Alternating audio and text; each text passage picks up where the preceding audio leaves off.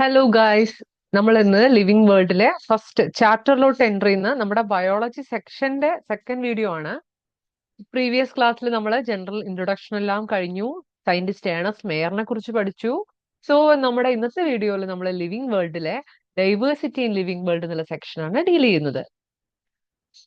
So നിങ്ങൾക്ക് എൻട്രൻസിൽ ഒരു 2 ക്വസ്റ്റ്യൻസ് ഓർ 1 ക്വസ്റ്റ്യൻസ് ആണ് മാക്സിമം നമുക്ക് ഈ ചാപ്റ്ററിന് എക്സ്പെക്ട് ചെയ്യാവുന്നത്, അല്ലെ?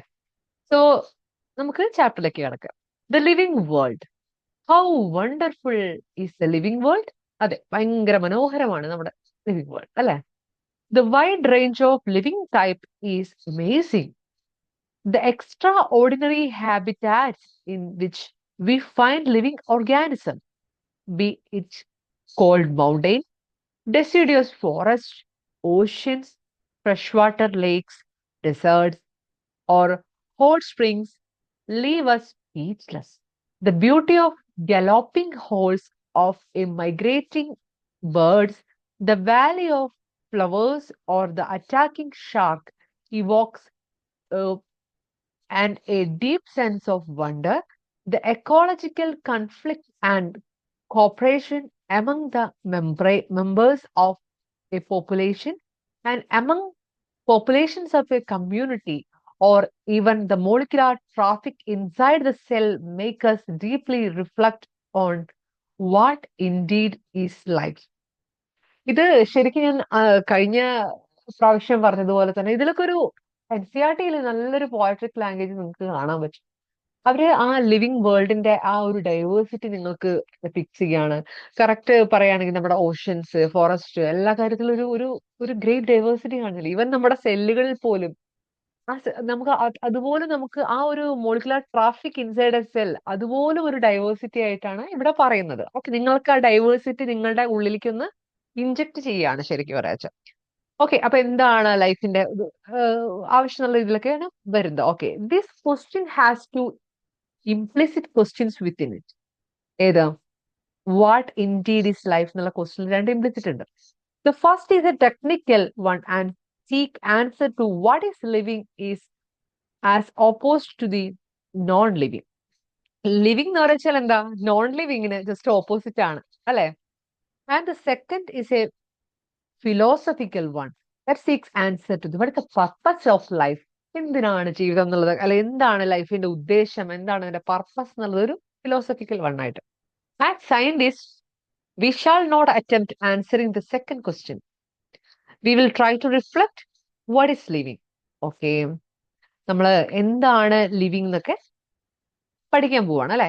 പക്ഷെ ഇത്രയും ഒരു സെക്ഷനിൽ നിങ്ങൾ നോക്കിയതിൽ പ്രത്യേകിച്ച് ക്വസ്റ്റ്യൻസ് ഒന്നും ഇല്ല. വേണമെങ്കിൽ നിങ്ങൾക്ക് മനസ്സിലാക്കാം എന്താണ് ലിവിങ് എന്ന് പറയുന്നത് നോൺ ലിവിങ്ങിന്റെ ജസ്റ്റ് ഓപ്പോസിറ്റ് ആണ് എന്നുള്ള ചെറിയൊരു കാര്യം മാത്രം. പക്ഷെ അതിൽ ക്വസ്റ്റ്യൻസ് ഒന്നും നിങ്ങൾ പ്രതീക്ഷിക്കേണ്ട. ഓക്കെ, സോ നമ്മൾ diversity in living world next section next paragraph വായിക്കാൻ പോവാണ്. Okay, if you look around, you will see large variety of living organisms. കുറെ ഓർഗാനിസത്തിനെ കാണാം, അല്ലെ? Be it potted plants, insects, birds, your pets, or other animals and plants. There are also several organisms that you cannot see with your naked eyes. നമ്മുടെ കണ്ണുകൾ കൊണ്ടൊന്നും കാണാത്ത കുറെ organisms ഒക്കെ അല്ലേ? ഇപ്പൊ ബാക്ടീരിയയും ചെറിയ മൈക്രോബ്സിനെ ഒക്കെ നിങ്ങൾ കാണുന്നുണ്ടോ? യെസ്, അണ്ടർ ഒരു മൈക്രോസ്കോപ്പിക് വ്യൂവിൽ കാണാം, നേക്കഡ് ഐയിൽ കാണുന്നുണ്ട്. Okay, but they are all around you. If you were to increase the area that make you observation in, the range and variety of organism that you see would increase. നമ്മള് കാണുന്നതിന്റെ ഒരു വിശാലത കൂട്ടുമ്പോൾ നമുക്ക് എന്താ കുറെ ഓർഗാനിസത്തിനെ കാണാൻ പറ്റും, അല്ലെ? Obviously, if you were visited dense forest, you would probably see much greater number and kinds of living organism in it. ഇപ്പൊ നിങ്ങളുടെ വീടിന്റെ മുറ്റത്തുള്ള ആ ഓർഗാനിസംസ് അല്ല, നമ്മളൊരു ഫോറസ്റ്റിലേക്ക് പോകുമ്പോൾ ഒരു wide variety of organism and wide what are the means അതില് ഒരുപാട് ഡിഫറൻസ് ഉള്ള പല സ്പീഷീസിലുള്ള പല വെറൈറ്റീസിലുള്ള പല ഹാബിറ്റാറ്റ്സിൽ ജീവിക്കുന്ന പല ഓർഗാനിസം നമുക്ക് കാണാൻ പറ്റും, അല്ലെ? Okay, then you would probably see much greater number and kinds of living organism in it. Each different kind of plant, animal, or organism that you see represent a species. നിങ്ങൾ വ്യത്യസ്ത തരത്തിൽ കാണുന്ന organisms അതൊക്കെയാണ് ഓരോ സ്പീഷീസുകൾ അല്ലെ? The number of species that are known and described. The range is between 1.7 to 1.8 million. Okay, ഇത് ഭയങ്കര important ആയിട്ടുള്ള ഒരു പോയിന്റ് ആണ്. നിങ്ങൾ വളരെയധികം ശ്രദ്ധിക്കേണ്ട, അണ്ടർലൈൻ ചെയ്ത് പഠിക്കേണ്ട ഒരു പോയിന്റ് ആണ്. എല്ലാവരും ഇപ്പോഴേ നോട്ട് ചെയ്ത് പോവാട്ടോ. എന്താണ് പറയുന്നത്? ദ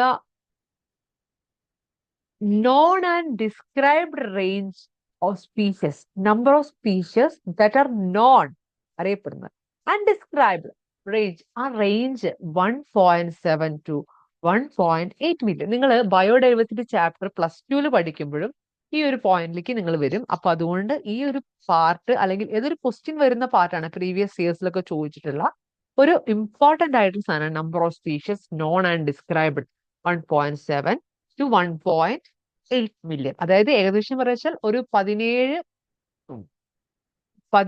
ലക്ഷത്തോളം. അതായത് ഒരു അതിൽ തന്നെ നിങ്ങൾക്ക് അറിയാം, നിങ്ങൾ ആ ചാപ്റ്റർ പഠിക്കുമ്പോൾ നിങ്ങൾ അവിടെ പഠിക്കും 70% അനിമൽസ് ആണ്, 22% പ്ലാന്റ്സ് ആണ്. ആ ഒരു കാര്യമൊക്കെ നിങ്ങൾ പറയും. ഈ അനിമൽസിൽ തന്നെ 70% ഇൻസെക്ട്സ് ആണെന്നുള്ള കാര്യമൊക്കെ നിങ്ങൾക്ക് +2 ഡീറ്റെയിൽ ആയിട്ട് ഒരു 5 ഡയഗ്രാംസ് ഒക്കെ വെച്ച് നമ്മൾ പഠിക്കുന്നുണ്ട്. നമുക്ക് ആ ഒരു സെക്ഷൻ എത്തുമ്പോൾ കൂടുതലായിട്ട് അതിനെക്കുറിച്ച് പറയാം. Okay, this refers to biodiversity or the number and types of organism present on earth. ഇതിനെയാണ് മൊത്തത്തിൽ നമ്മൾ ബയോഡൈവേഴ്സിറ്റി അല്ലെങ്കിൽ ജൈവ വൈവിധ്യം എന്ന് പറയുന്നത് അല്ലെ? or the number and types of organism present on earth. ആ നമ്പറും ആ ടൈപ്സ് ഓഫ് ഓർഗാനിസം ഒക്കെ നമ്മുടെ ഭൂമിയിൽ ഉള്ളതിനെയാണ് നമ്മൾ ബയോഡൈവേഴ്സിറ്റി എന്ന് പറയുന്നത്. Okay, we should remember here that as we explore new areas, even old ones, new organisms are continually being identified. ഇപ്പൊ നമ്മളൊരു സ്ഥലം വീണ്ടും വീണ്ടും നോക്കുകയാണെങ്കിൽ നമുക്ക് അതിൽ ഓരോ പ്രാവശ്യം നോക്കുമ്പോഴും പുതിയ പുതിയ ഓർഗാനിസംസും കാര്യങ്ങളൊക്കെ നമുക്ക് കണ്ടെത്താനും ഒക്കെ പറ്റാറുണ്ട് അല്ലെ? Okay, as stated earlier, there are millions of plants and animals in the world. അല്ലെ? നേരത്തെ പറഞ്ഞല്ലോ. We know the plants and animals in your own area by their local names.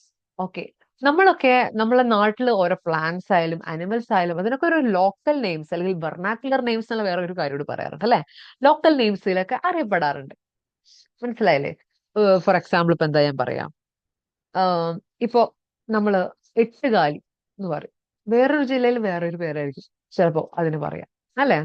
അപ്പൊ അതായത് ഓരോ ലൊക്കാലിറ്റിയിൽ ഓരോ ലോക്കൽ നെയിംസ് ഉണ്ട് എന്നാണ് പറയുന്നത്. Okay, these local names would vary from place to place. പാലക്കാടുള്ളതായിരിക്കില്ല ചിലപ്പോൾ കണ്ണൂരുള്ളതായിരിക്കില്ല മലപ്പുറത്തുള്ളത്, അതായത് ഇപ്പൊ കേരളത്തിലുള്ളതായിരിക്കില്ല തമിഴ്നാട്ടിലുള്ളത്, അതായത് പ്ലേസ് ടു പ്ലേസ് മാറിക്കൊണ്ടിരിക്കും അല്ലെ?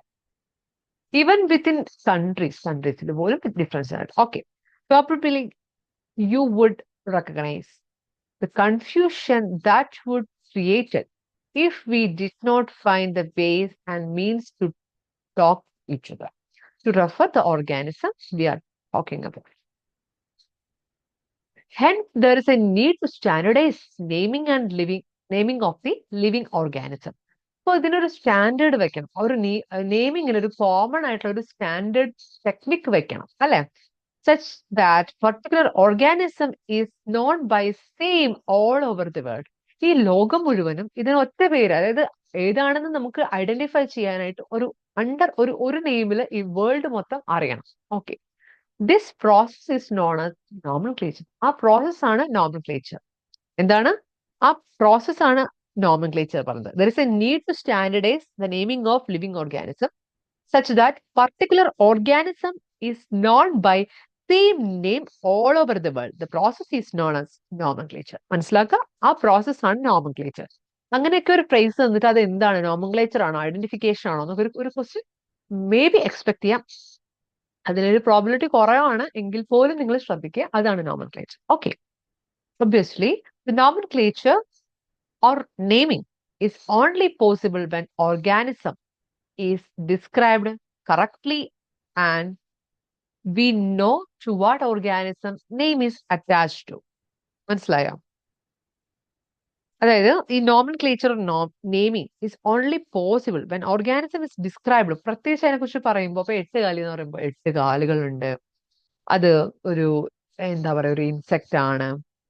അപ്പൊ അതിനെക്കുറിച്ച് ഇങ്ങനെ അത് ആ ഒരു ഡിസ്ക്രിപ്ഷൻ അത് എത്രത്തോളം കറക്റ്റ് ആവുന്നു. And we know to the organisms name is attached. ഏത് ആ ഓർഗാനിസം നെയിം ഇതിനാണ് കറക്റ്റ് ആവുന്നത് നമുക്ക് മനസ്സിലാക്കുമ്പോഴാണ് അത് മനസ്സിലാക്കാൻ പറ്റണം. ആ ഒരു ഫസ്റ്റ് സ്റ്റെപ്പാണ് ശരിക്കും എന്ത് പറയുന്നത്, നമ്മളെ ഐഡന്റിഫിക്കേഷൻ. This is identification. മനസ്സിലായോ? അതായത് ഞാൻ ഒന്നുകൂടി പറഞ്ഞുതരാം. The naming is possible when organism is described correctly and we know to what organism name is attached to. This is identification. Okay. ഇനി in order to facilitate the study, the number of scientists have established the procedures to assign scientific name to each known organism. Scientist എപ്പോഴും ശ്രദ്ധിച്ചിരുന്നതെന്ന് വെച്ചാൽ ഒരു scientific name ഓരോ ഓർഗാനിസിനും provide ചെയ്യാനാണ് അല്ലെ. This is acceptable to biologist all over the world. ഇത് എല്ലായിടത്തും നടന്നുള്ള കാര്യമാണ്. For plants the scientific names are based on agreed principles and criteria which are provided in International Code for Botanical Nomenclature. പ്ലാന്റ്സിനൊക്കെ names provide ചെയ്തിരുന്നത് ICBN, international code for ഒരു എന്താ പറയാ agreed principles and ക്രൈറ്റീരിയയുടെ ബേസിലായിട്ടുള്ള അത് സയന്റിഫിക് നെയിംസ് പ്രൊവൈഡ് ചെയ്യുന്നത് ICBN ആണ്, international code for botanical nomenclature. You may ask how animal, ഭയങ്കര ഇമ്പോർട്ടന്റ് ആണ്, ഇപ്പോഴേ പഠിച്ചു വെക്കുക. പ്ലാന്റ്സിന് നെയിംസ് പ്രൊവൈഡ് ചെയ്യുന്നത് ICBN ആണ്. അതിന്റെ full form international code for botanical. Biological എന്ന് എഴുതി വെക്കരുത്, ബോട്ടാണിക്കൽ ആണ് കേട്ടോ, ബോട്ടാണിക്കൽ നോമൻക്ലേച്ചർ. അപ്പൊ നിങ്ങൾക്ക് ട്രിക്ക് പറഞ്ഞുതരാം. പ്ലാന്റ്സ് റിലേറ്റഡ് ടു ബോട്ടണി ആണല്ലോ, അപ്പൊ അത് ബോട്ടാണിക്കൽ നോമൻക്ലേച്ചർ ആണ് കേട്ടോ. ഓക്കെ, ആ ട്രിക്ക് യൂസ് ചെയ്യാം. You may ask how are animals names. അപ്പൊ അനിമൽസിന് എങ്ങനെയായിരിക്കും നെയിം ചെയ്യാ? അനിമൽ ടാക്സോണമിസ്റ്റ് ആരാ പ്രൊവൈഡ് ചെയ്യുക നെയിംസ്? അനിമൽ ടാക്സോണമിസ്റ്റ് ആണ് അല്ലെ.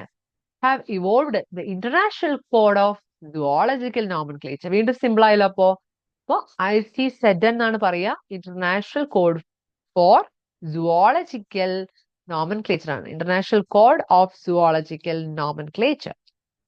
The scientific names ensure each organism has only one name. നമ്മൾ ഉദ്ദേശിക്കുന്ന one name പരിപാടി അവിടെ നടക്കും. Description of any organism should enable the pupil in any part of the world to arrive at the same name. അപ്പൊ നമുക്ക് ലോകം മുഴുവൻ ഒരു ഓർഗാനിസത്തിനെ, ഒരു തിങ്ങിനെ ഒരു നെയിമിന്റെ അണ്ടറിൽ എത്തിക്കാൻ നമുക്ക് പറ്റും. They also ensure that such name has not been used for any other non-organism. ആ പേര് വേറെ ഓർഗാനിസത്തിന് യൂസ് ചെയ്യാതിരിക്കാനും അത് ഹെൽപ്ഫുൾ ആണ് അല്ലെ. അതൊക്കെയാണ് അതിന്റെ benefits. Biologists follow the universally accepted principle to provide scientific names to non-organisms. അങ്ങനെ ഒരു സയന്റിഫിക് ഒരു എന്താ പറയാ ഒരു ഓൾ ഓവർ ദ വേൾഡിൽ ഒരു സയന്റിഫിക് നെയിം പ്രൊവൈഡ് ചെയ്യാനായിട്ട് കുറച്ച് പ്രിൻസിപ്പിൾസ് ഉണ്ട് അല്ലെ, സയന്റിഫിക് നെയിംസ് പ്രൊവൈഡ് ചെയ്യാനായിട്ട്. അപ്പൊ എന്തൊക്കെയാണ് ആ പ്രിൻസിപ്പിൾസ്? അതിനെ കുറിച്ചാണ് നമ്മൾ ഇനി പഠിക്കാൻ പോകുന്നത്. ഈച്ച് നെയിം, ഏത് scientific names, has two component, the generic name and the specific epithet. ഇതിന് രണ്ട് പാർട്ടാണുള്ളത്, ജനറിക് നെയിമും ഉണ്ട്, സ്പെസിഫിക് എപ്പിത്തറ്റും ആണ്. The system of providing the name with two component is called binomial nomenclature. ഇങ്ങനെ ജനറിക് നെയിം എന്ന് പറയുന്നത് ജീനസിന്റെ പേരാണ് കേട്ടോ, ആൻഡ് സ്പെസിഫിക് എപ്പിത്തറ്റ് സ്പീഷ്യസിന്റെ നെയിമും. ഇങ്ങനെ the system of providing the name with two component, ഈ ജനറിക് നെയിം എന്നുള്ള കോമ്പണന്റും സ്പെസിഫിക് എപ്പിത്തറ്റ് എന്നുള്ള കോമ്പണന്റും, അങ്ങനെയുള്ള രണ്ട് കോമ്പണന്റ് കമ്പൈൻ ചെയ്യുന്ന ഈ സിസ്റ്റം ഓഫ് നോമൻക്ലേച്ചറിനെയാണ് നമ്മൾ ബൈനോമിയൽ നോമൻക്ലേച്ചർ എന്ന് പറയുന്നത്. അപ്പോൾ എന്തൊക്കെയാണ് ബൈനോമിയൽ നോമൻക്ലേച്ചറിൽ വരുന്നത്, ആരാണ് ഇത് പ്രൊവൈഡ് ചെയ്തത്, അതുപോലെ തന്നെ എന്തൊക്കെയാണ് ഇതിന്റെ പ്രിൻസിപ്പിൾ എന്നുള്ളത് നമുക്ക് നെക്സ്റ്റ് വീഡിയോയിൽ കാണാം. ഓക്കെ, അപ്പോൾ നിങ്ങൾക്ക് ഈ സെക്ഷൻ ഫുള്ള് മനസ്സിലായി എന്ന് വിചാരിക്കുന്നു. നിങ്ങളുടെ ഡൗട്ട്സ് കാര്യങ്ങളെല്ലാം നിങ്ങൾ കമന്റ് സെക്ഷനിൽ കൊടുക്കുക.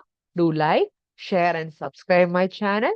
എന്തെങ്കിലും നിങ്ങൾക്ക് പ്രീവിയസ് വീഡിയോസിലുള്ള ഡൗട്ട്സോ അല്ലെങ്കിൽ നിങ്ങൾക്ക് ഇനി ഏത് വീഡിയോ വേണം എന്നുള്ളതൊന്നുമില്ല, നിങ്ങൾക്ക് കമന്റ് സെക്ഷനിൽ കമന്റ് ചെയ്യാവുന്നതാണ്. Okay, hope you all good everything. Okay, have a nice day. Bye dears.